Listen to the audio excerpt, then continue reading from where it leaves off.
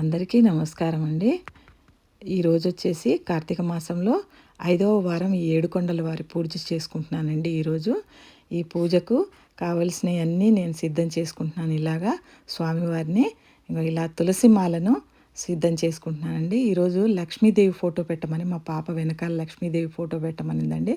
తన కోరిక మేరకు ఆ లక్ష్మీ ఫోటో పెట్టాను.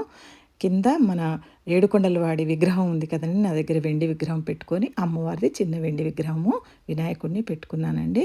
ఇలా పిండి దీపారాధన చేసుకొని వాటికి చక్కగా నామాలు వేసుకుని అన్నిటిని ఇలా సిద్ధం చేసుకుని నేతిని పోసుకున్నా అండి. మంచిగా నేతిని పోసుకున్నాను. ఈ నెయ్యి దీపాలు మంచిదని అంటూ ఉంటారండి అందరూ. కొన్ని ఛానళ్ళు నేను చూసేదాన్నండి. ఈ ఏడుకొండల వారిది ఈ పూజ ఎందుకు చేయాలి, దేనికి అనేది నేను కొన్ని ఛానళ్ళు చూసి వాళ్ళు చెప్పింది నాకు నచ్చి, అయ్యో నేను కూడా చేసుకుంటే బాగుంటుందని నేను కూడా మనసులో ఒక కోరిక అనుకొని ఆ కోరిక మేరకు ఈ దీపాలు ఇలా నేతితోనే ఈరోజైతే మొత్తం నేతితోనే పెట్టానండి. ఎక్కడా కూడాను మన నువ్వుల నూనె నేను వాడను అనుకున్నాను. మొత్తం నేతి దీపారాధనే చేయాలని అనుకున్నాను ఒక వారము. మనం చేసుకునే దాంట్లో ఏదో నేను నమ్మిన దాంట్లో ఇలా పెట్టుకున్నానండి. మీ దగ్గర అది లేకపోయినా పర్వాలేదు, ఏ ఆయిల్ పెట్టినా కూడా పర్వాలేదండి. కానీ నేను మాత్రం ఇలా నెయ్యితో కుదిరింది కాబట్టి పెట్టుకున్నాను. పచ్చకర్పూరం అన్నిటికీ మంచిగా పెట్టుకున్నానండి. హారతికి కూడా అన్నీ సర్దుకుని పెట్టుకొని ఇలా దీపారాధన చేసుకుంటున్నానండి. అమ్మవారి ఫోటో మాత్రం చాలా పెద్దగా ఉందండి. అది మాత్రం నా పూజా మందిరంలో పట్టదని పైన పెట్టుకుంటాను దాన్ని. ఆ ఫోటోని ఇవాళ మీకు చూపెడుతున్నాను. చూడండి ఆ ఫోటో ఎంత కళకళలాడిపోతుందో. మా పాప అండి ఆ ఫోటోకి బొట్టు పెట్టనివ్వలేదండి. అమ్మవారి బొట్టు ఎంత బాగుందో చూడు, చేతులకు పెట్టుకో, అభయహస్తాలకు పెట్టుకోగాని ముఖానికి వద్దు మమ్మీ, నువ్వు కింద ఇన్ని బొట్లు పెడుతున్నావు కదా, ఇంకా బొట్టు బొట్టు అని ఫోటో మొత్తం పెడతావు అలాగా అని చెప్పి వద్దని పెట్టలేదండి. చూడండి ఇలాగ అగరవత్తులు మంచిగా సువాసన భరితమైన అగరవత్తులు ఆ స్వామివారికి పెట్టుకున్నానండి. తులసి మాల కూడా మంచిగా దొరికిందండి ఈసారి బాగా. మా సార్ కూడా ఈరోజు ఈవినింగ్ త్వరగా వచ్చేసారండి. 5వ వారం కదా, నీ చేత్తో కొబ్బరికాయ కొట్టు ఈరోజు అని చెప్పి మేమిద్దరం కలిసి ఈ పూజను చేసుకున్నామండి. ఈరోజు చాలా ఆనందంగా అనిపించింది. ఆయనకి ఎప్పుడు తీరదండి, పొద్దున తీరదు, సాయంత్రం తీరదు, పనిలో ఉంటారు. ఎవరికి కూడా వాళ్ళకి తీరదండి సరిగా, నేనే చేసుకుంటూ ఉంటాను. కానీ ఆయన ఈ 5వ వారం కలిసి ఆయన చేత్తో కొబ్బరికాయ కొట్టారండి ఈరోజు. నాకు చాలా ఆనందం అనిపించింది. ఎప్పుడో 6 నెలలకు కానీ ఆయన చేత్తో ఒక కొబ్బరికాయ కొట్టలేము, లేదా ఎక్కడైనా తీర్థయాత్రలు వెళ్తే మాత్రం కొట్టలేమండి. కానీ ఈరోజు మాత్రం స్వామివారికి కొబ్బరికాయ కొట్టారు. ఆనందం అనిపించిందండి బాగా ఆయన చేత్తో కొట్టినందుకు. మన ఇంటి యజమాని కొబ్బరికాయ కొడితే మంచిదంటండి మన ఇంటికి.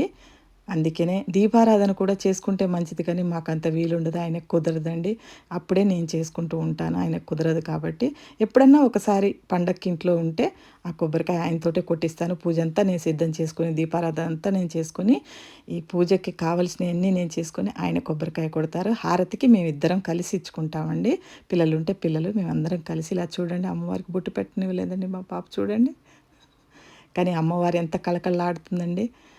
అమ్మవారికి అన్నీ పెట్టుకొని అన్ని ప్రసాదాలు ఇలాగా మొత్తం ప్రసాదాలు పెట్టానండి మంచిగా. చూడండి పానకం, వడపప్పు, నువ్వుల లడ్డూలు, పాలు, చక్కగా అది చలివిడి కూడా పెట్టానండి. వడపప్పు, పానకం అన్నీ స్వామివారికి ఏం కావాలో ఈ ప్రసాదాలన్నీ పెట్టానండి. ఈవినింగ్ పూట చేసుకుంటే ఎంత అందంగా ఉందంటే ఇల్లండి, ఈ దీపాలతోటి, అన్ని దీపాలతోటి. ఇంకా మనకి ఆకలి లేదండి నిజంగా.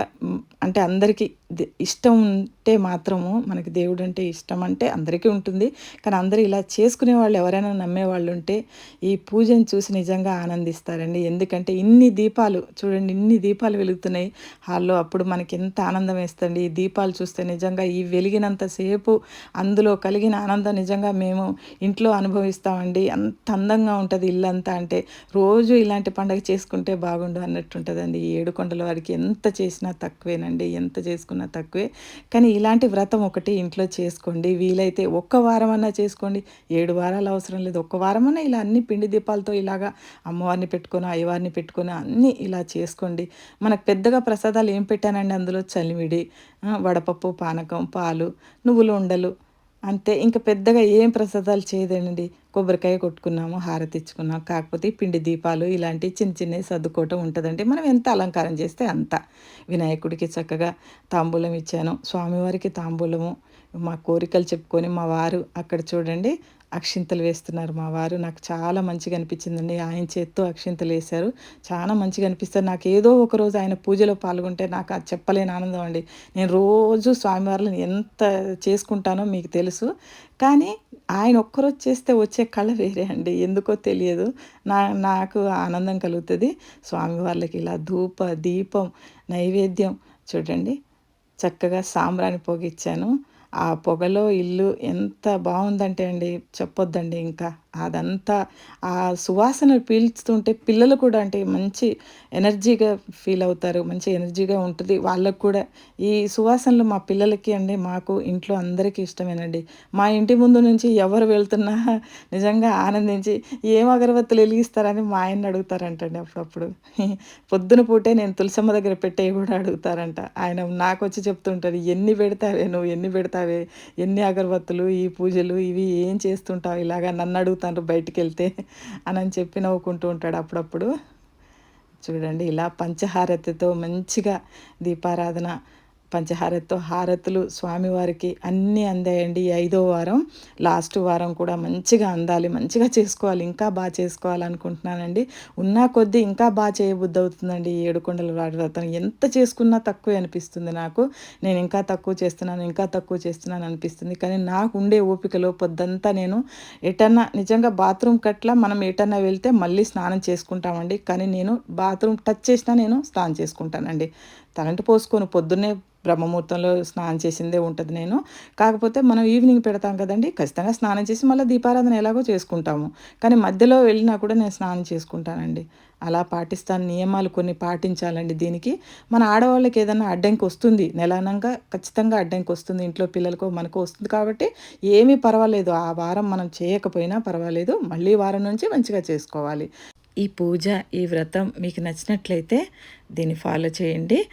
లైక్ చేయండి, షేర్ చేయండి, కామెంట్ చేయండి, సబ్స్క్రైబ్ చేసుకోండి. ఇన్‌స్టాలో నన్ను సపోర్ట్ చేయండి.